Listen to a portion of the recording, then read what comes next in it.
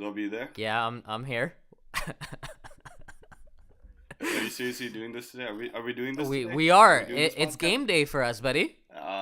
Man, I just woke up. I'm kind of tired. Uh, Can I take a DNP rest today, please, you bro? you want to take the day off just for the sake of it? You're not feeling sick. You're not feeling anything. You just want to take a rest. I need rest, man. I've been working 5 days, man. I need rest today. Well, you But know you what? know what? Our listeners don't deserve that. Oh, So we are back in action today in instant replay. No woo! rest needed. Let's You go. got your hosts Zohaib and Atef. We're ready for you, and we're talking about resting in the NBA, the hottest topic right now in basketball. Let's do this. Don't rest your ears for this one, you guys. But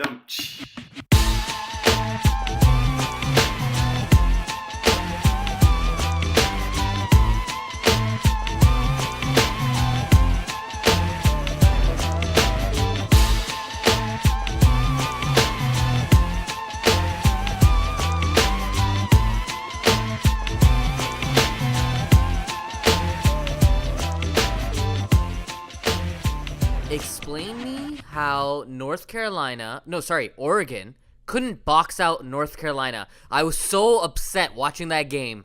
that's the number one rule in all No, but of Atef, free throw shooting lessons. It didn't Yeah. happen once. It happened twice.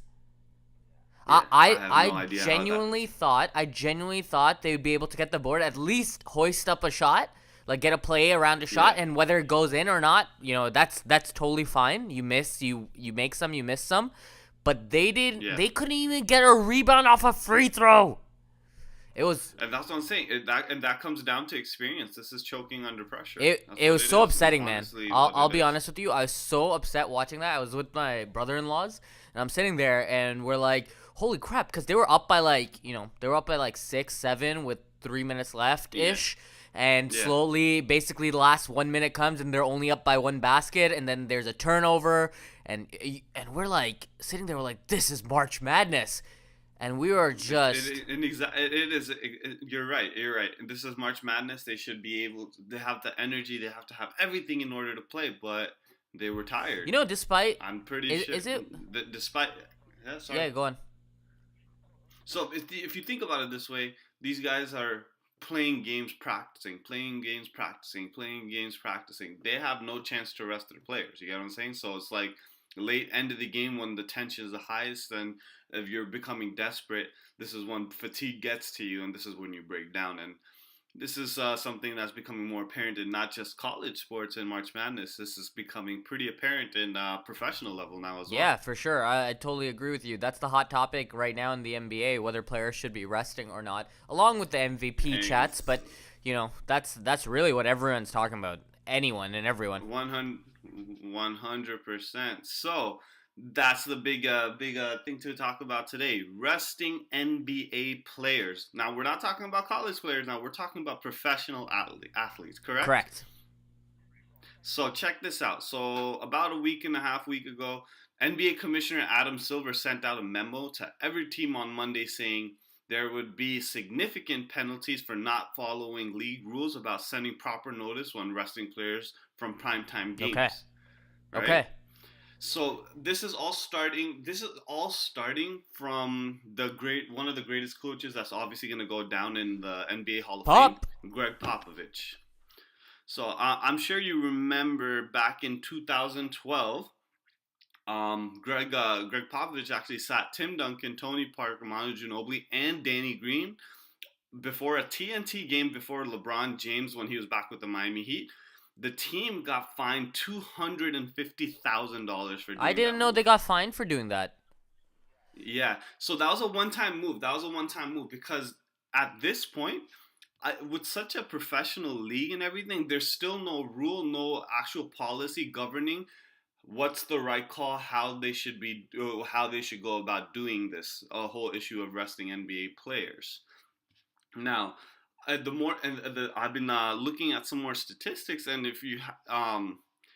It's crazy. Like just this season, just in and the resting of players has started to become earlier and earlier.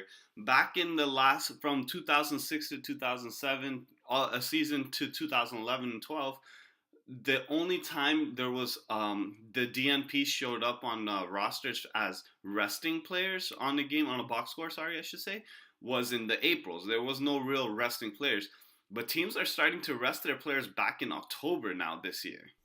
Really? So Wow. this resting issue, yeah, this resting issue is becoming a very big issue. Let me talk to you about something real quick.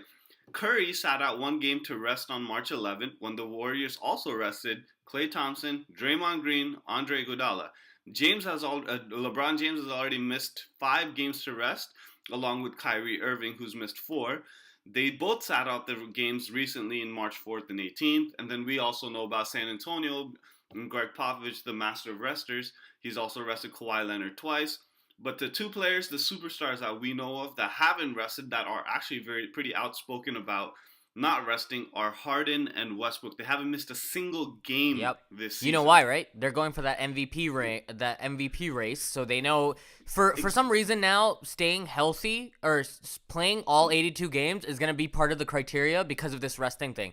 Playing all 82 games Yeah. is going to be held against LeBron James or Kawhi Leonard for sitting off because the fact that Russell and James are both playing. And I actually looked up both their opinions and Yeah. listened to the clip. So this is essentially Russell Westbrook speaking.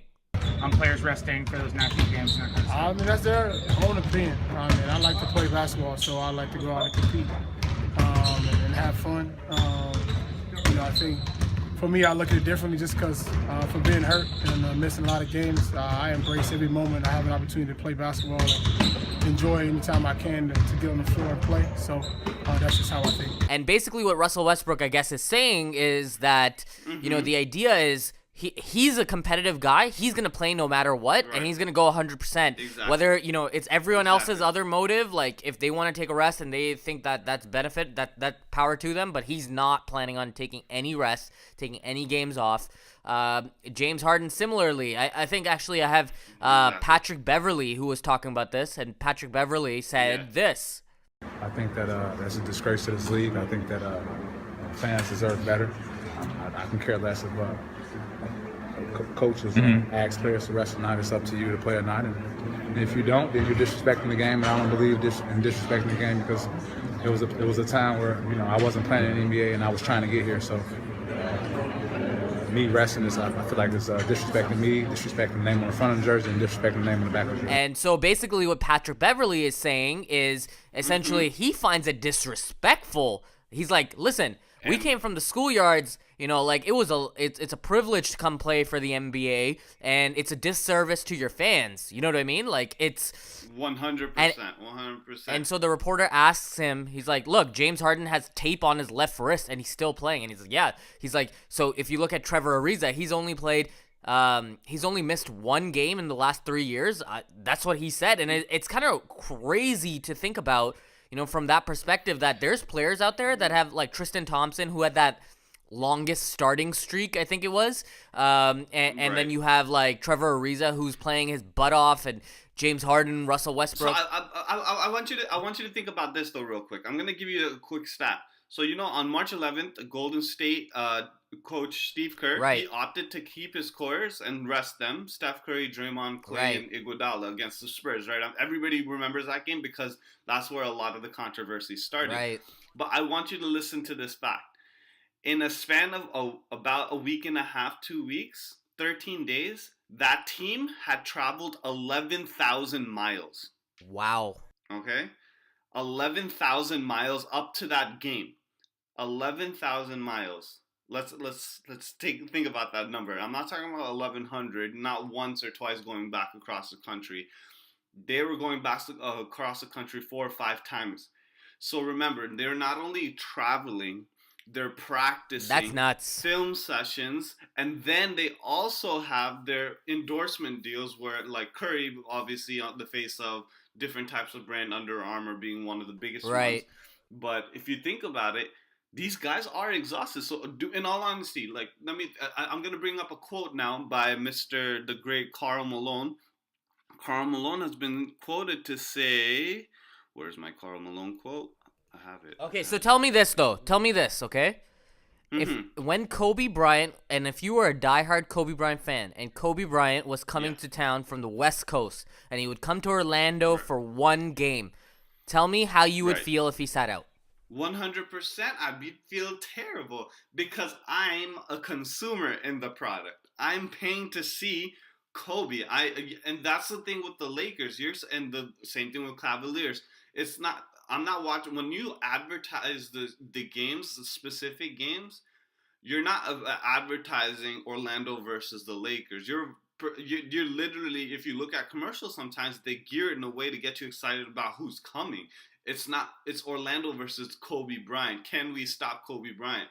Can we stop LeBron James? Can we stop the Big Four? You get what I'm saying? That's what it's turning into. So I'm a consumer. I'm gonna get mad. But even myself, at this point, I'm starting to kind of err on the side of the consumer at this point, because at the end of the day, Mr. LeBron James, you're getting paid $30 million plus to play basketball for a living for 82 games for about 6-7 months of the year. Everything you eat and you do is paid for by the company as well. So it's like, do you really have an excuse? Like, what is your feeling about this whole resting issue now? So my opinion about this whole resting issue is I don't think it should happen. I guess, when players are actually facing injuries, I think totally they should be take all the precautions they need to. But to rest like on a back-to-back is kind of it just doesn't seem right for the spirit of the game. A player pays money for it. That money is coming into your pocket and you're not doing anything about it. You know what I mean? Like, you're not earning that money. If you want to give your game check and sit off, I'm all for it.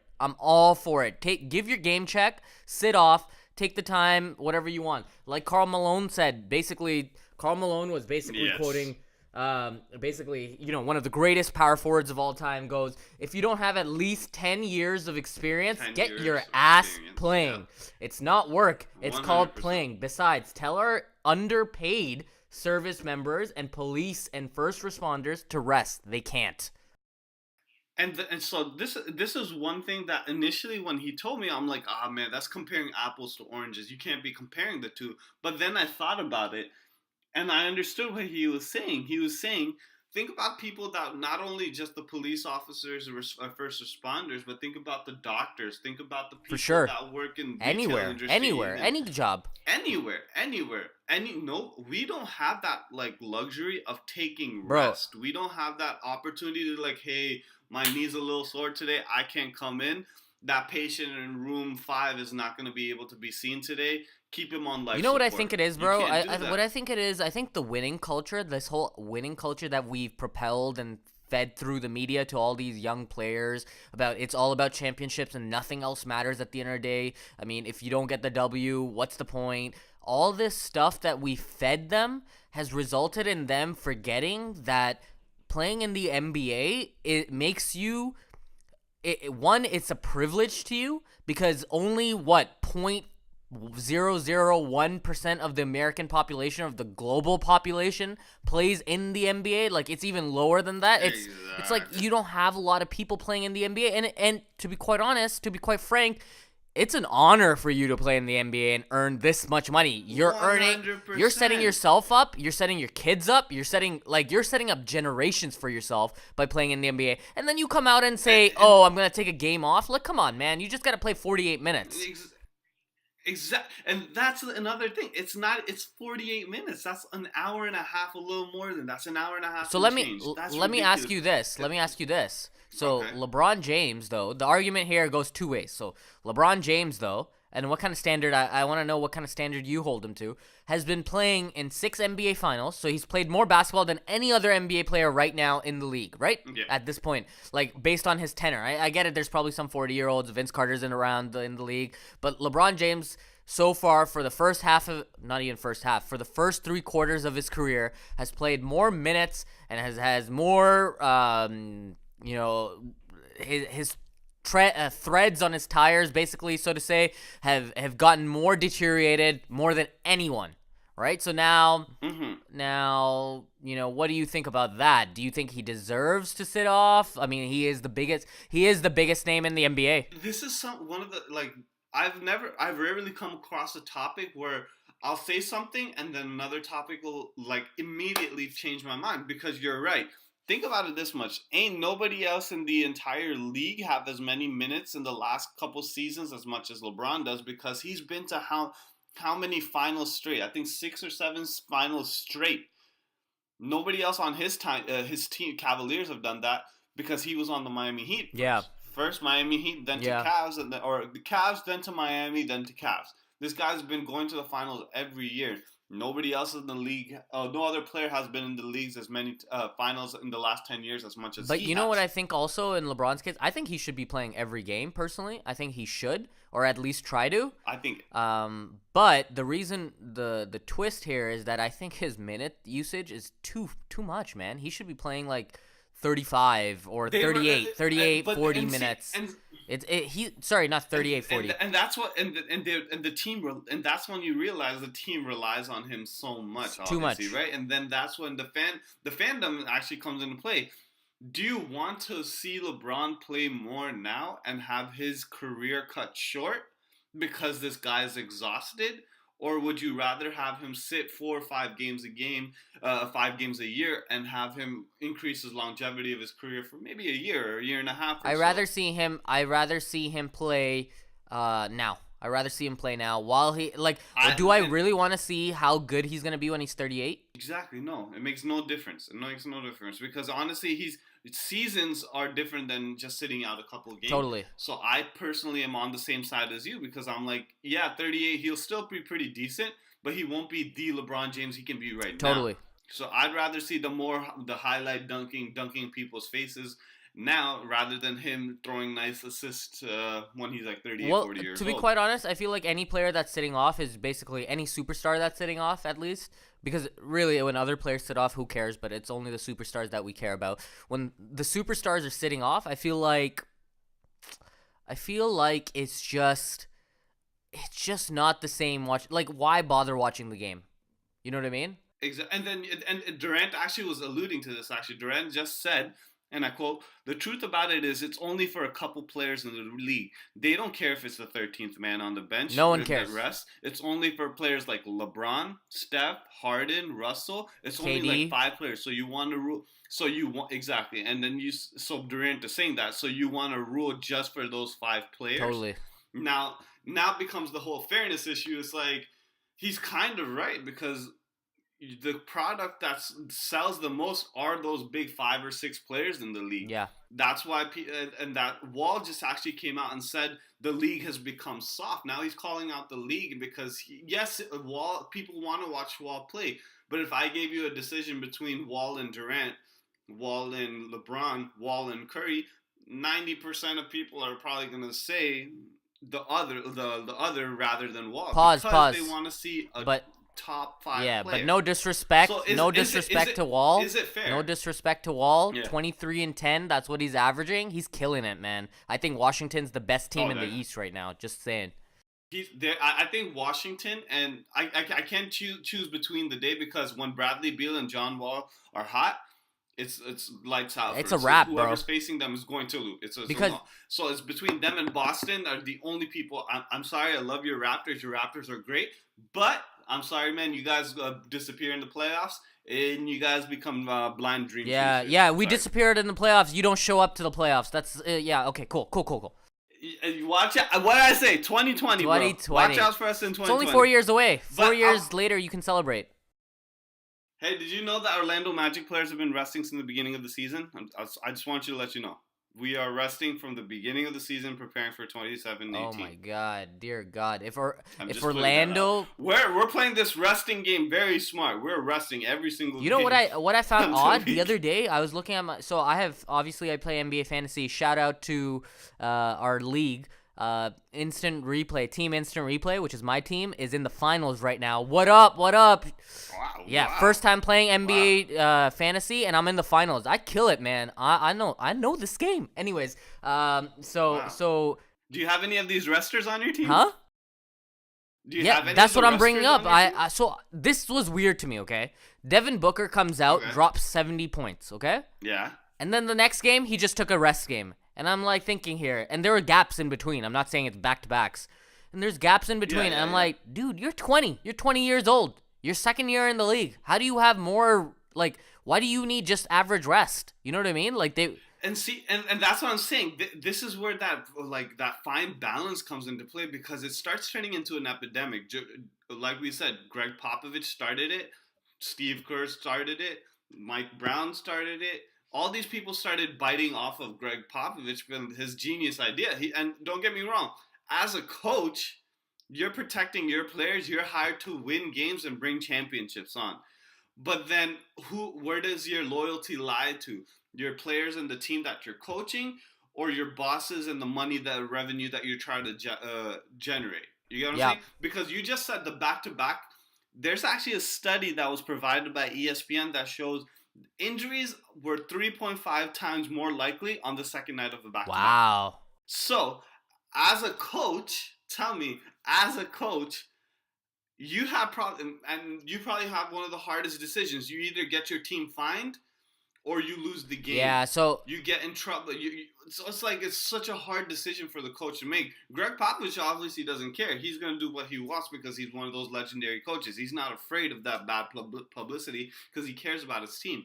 But at the end of the day, if you're managing team, if the team owners start being like, hey, bro, you're screwing us over millions and millions of dollars, because every game technically is driving in millions of dollars.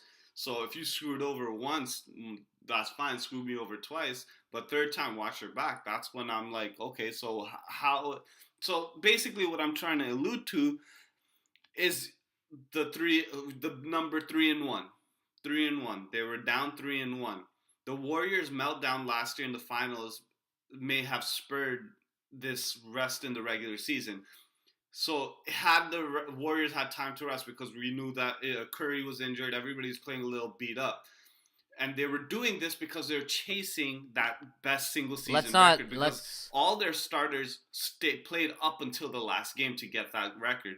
So do you think it was rest that did that? And they were kind of beat up, didn't have time, because they started the hardest basketball of the year, which is playoff basketball, and they don't get to rest. Okay, listen, at that point in June, if you're lucky enough to play in June, and you're tired, honestly, you don't deserve to win. Like, straight up, if you're tired and you need to rest in June because of the fact that you went for a 73-9 season, if you can get pumped up to play in the finals and take down like one of the greatest players ever on the other side, then you don't deserve to play in June.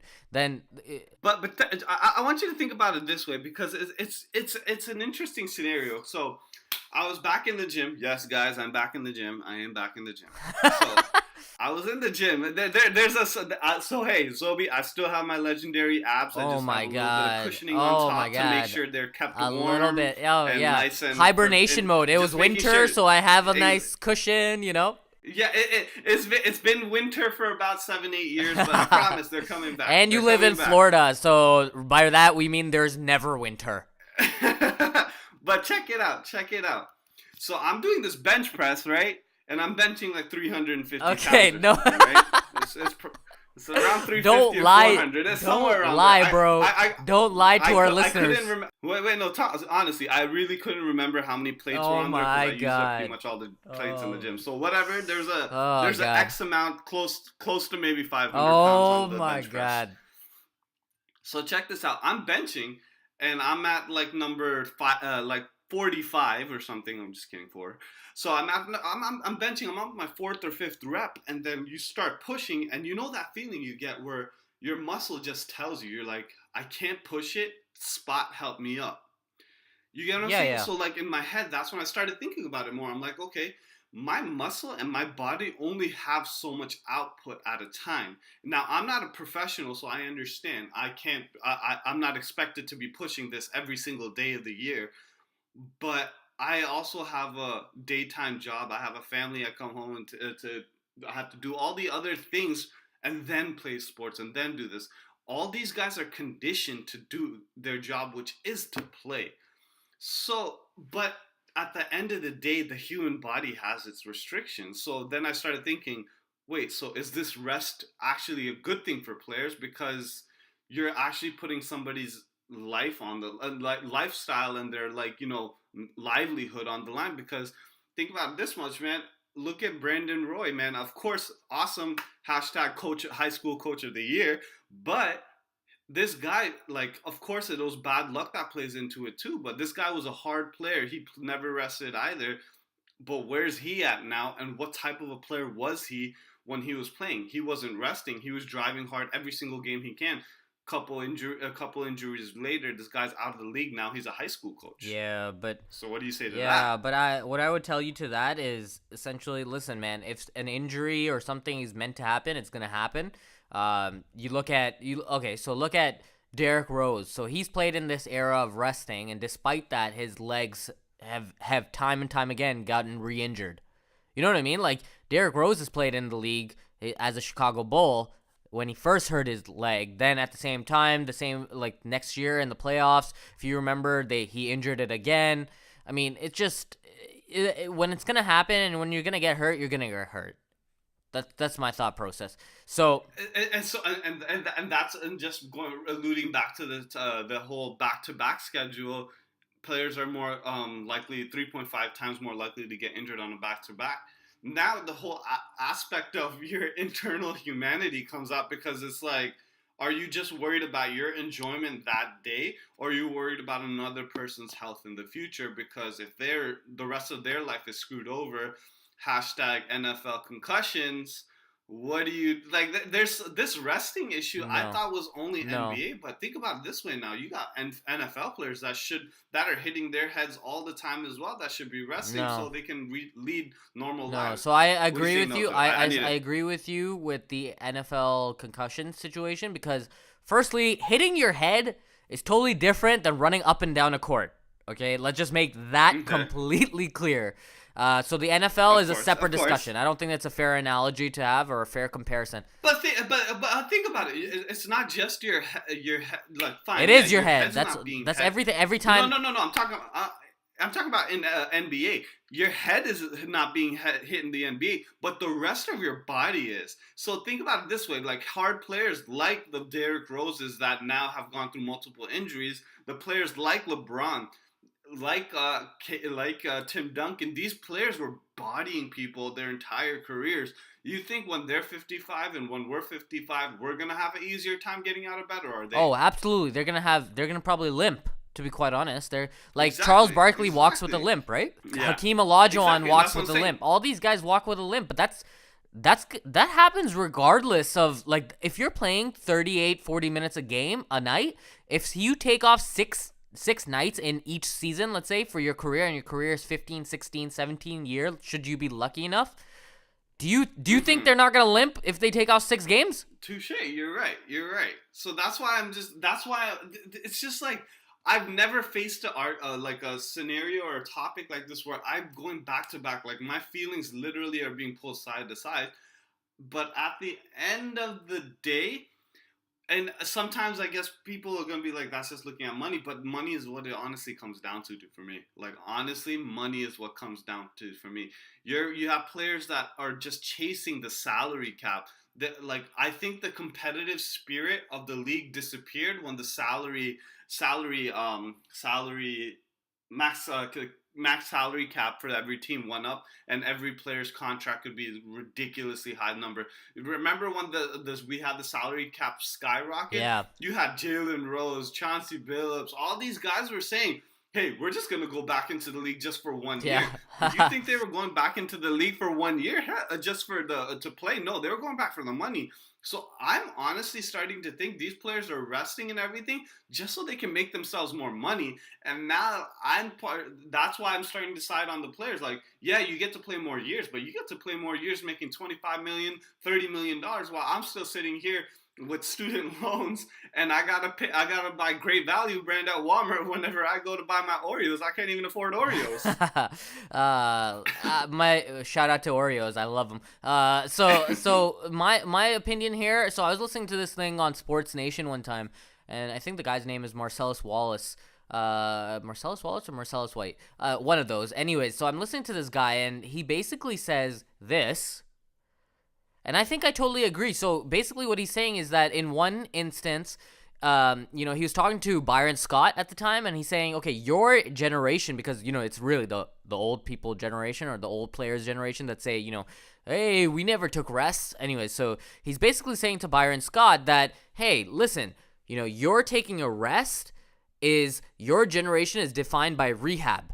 This generation is defined by prehab, meaning whatever precautions you gotta take to play longer, we're gonna take those precautions. It's become more of a science now, and I kind of agree with that to a certain extent. Like that's what the two generations, the difference between the two generations is, and I found that as a very interesting point. It's like it really resonated with me as that's probably the defining, like that's a great way of defining the two generations of basketball. Touche. So I mean, at the end of the day, it honestly comes down to if you want to see your player play more. Let me ask you this. Let me ask you this, Atef. Go. If you were to be Adam Silver, how do you fix it? Ooh. Or do you let it go? Good question. Do you let it go or do you fix it? So check this out. So right now, already the NBA has made huge strides over the past 2 seasons to already reduce back-to-backs and 4 games in 5-day scenarios. They've already tried, right? And they're even going a step further. In 2017 and 2018, they're actually starting the regular season a week earlier, and that's going to eliminate more of the back-to-back and 4 or 5 game schedules and everything like that. Right. So what I think is the best scenario is, check it. Now, maybe I'm speaking out of a fan bias because I want to make sure if I pay for a game, I'm watching the right game. If I'm about to take the night off to watch a game and not plan anything else, I need to know in advance. I think there should be a deadline to submit your player rosters. Your actives and your DNPs should be submitted. Obviously, for injury barring. Yeah. Because obviously, if there's an injury that happens the morning of in practice, I got you. But if you're planning on resting a player, you need to let the league know a week or 2 weeks in advance so that the team can contact ticket holders for that game. That's interesting, man. That's a very interesting solution. Because then your team can actually read out to those people that bought those tickets and be like, unfortunately, you paid this price for a game that was supposed to include this so and so superstar. This so and so superstar is not playing anymore, so we will refund you X amount of dollars, or you can ask for the full refund. You should give the chance to the fan to refund their ticket because. Like you're gonna have those feel-good stories about like Joe LaCobe from Golden State Warriors flying out that Curry fan from North Carolina all the way to Oakland just to watch the game because he didn't get to watch Curry. Right. But not everybody gets that treatment after they've already paid hundreds and hundreds of dollars for those tickets. So if you can let the fan and the player fan know in advance, hey, your person's not playing this game. We're letting you know now, so you can either come to the game, but we'll discount your ticket because you're not watching what you actually paid for. I think that's the best case scenario. You want to rest your players? I agree with the resting. Go ahead and do it because I am also okay. That's fair. So I care about people. So I think I'm gonna take it back to basically elementary school, and I'm gonna say if you have a doctor's note, you go ahead. That's fine. If you don't have a doctor's note, you will be fined. Really? Yep. The player will be fined, not the organization. Maybe the organization. I don't know. I haven't decided that part. No, but you get what I'm saying. But think about it this way: there are some days I faked being sick. I can still get a doctor's note. I got $20 on me. I'll pay for that. Get a doctor's note. Yeah, Dang, 100%. I think they're gonna scam the system for sure. You can get a doctor's note, right? That's what we used to do if we had an exam, and weren't ready for the exam. We've done this at McMaster. We've done this. I need to defer this exam. I don't think I'm ready. Okay, cool. So you get like a shut up, man. You were in first year science at McMaster with me. What are you talking about? Oh yeah, that was pretty rough, man. I remember those tears in my Oh, pillows every so single funny, night. man. So much funny. I remember. Yeah. So I mean, at the end of the day, like, listen, there's got to be a way of preventing this. Either just for the sake of the fans, man. Honestly, they got to figure it out. And I think, to some of these players at this age, like you said, money, since the cap has risen, money is the number one motivator. Take it away, they'll play. That's my thoughts. Exactly. So I think that they need to get this salary cap issue into display. Yeah. And then I actually like the idea of what you said I think you mentioned it earlier in the episode, or maybe I'm making this up in my head, which could also be a possibility. Totally. But if you have a player sitting out, that player's salary that game should be donated to the team that they're visiting or the hometown charity. Hey, now you're making the fans like, oh, I can't even hate you. You didn't play, but you took all that money, that 25,000, 35, 40, I don't even know how much game per game basis they're getting paid. But all that money, you donate to either, if you're playing at home, you donate it to a local charity. If you're visiting another team like Orlando, holla at your boy. Hook us up with some money to fix up our city. Oh, dear God. Let's go. No. I don't know about that. Just saying. I don't know about that. Why not? Hey, dude, so you're going to let the guy get paid for sitting on the bench and getting a free front row seat ticket to the game and watch all the best players play on his team? Hell no, bro. Nope. Pay me. I need to do the math, actually. Maybe next time I'll do the math. Next time we talk about resting, I want to do the math on how much it costs to sell out our arena on average, like the average ticket price, average... Let's not forget about whose money is also generating the cost and who's paying off these arenas. These taxpayers, us taxpayers, we pay for majority of the arena. Yes, I understand the team owners also have a huge chunk in it, but hundreds of $millions of taxpayer money is going into these arenas that we have to pay ourselves to get into, and team owners don't, and players don't. So holler at your boy. Get me something. Don't worry. Give me a Don't nice, worry. Your president. cushion. Your president is gonna revamp the tax code. Don't worry. Lord have mercy on us. All right. Well, that's my views on this. Atef, quick thing. Did you hear about UConn's upset?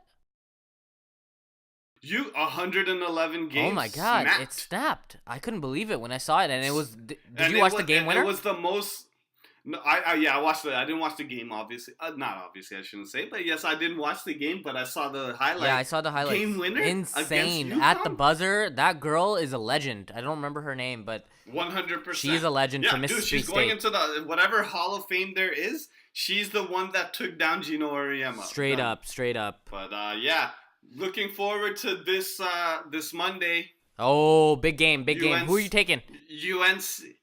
Oh man, the UNC versus the very, very physical Gonzaga. Oh man, I you know what's funny? I think there's gonna be a big upset. I don't think UNC is gonna be able to take all the bodies down low. Yeah, Gonzaga's a big team, man. Gonzaga's a big team. They're a big and physical team, man. I don't think UNC. If UNC's not clicking with their jumper, So does that mean? I think So does that mean you're going Gonzaga? I'm going. I'm going UNC. I think they're too athletic. They've got the pedigree. They're well. What does pedigree mean? I guess they got the coaching. Pedigree basically is like the players keep rotating so often in college ball. They're all gonna go to the NBA. You know what I mean? Like it's just there's no pedigree in college ball. Exactly. Yeah. So, but I'm calling Gonzaga. Their defense is gonna win them that game. Okay, let's see what happens. I'm looking forward to it. We actually have on our next episode, which is gonna be released probably simultaneous to this one, just for our listeners. Yeah. We're gonna have someone come in, and Sarm's gonna be basically interviewing and chatting with him about what his picks about the NCAA finals is gonna be, how his brackets turned out, and all this other good stuff about NBA draft prospects. It's gonna be a good one, man. Sounds exciting. All right, guys. Till next time. Peace.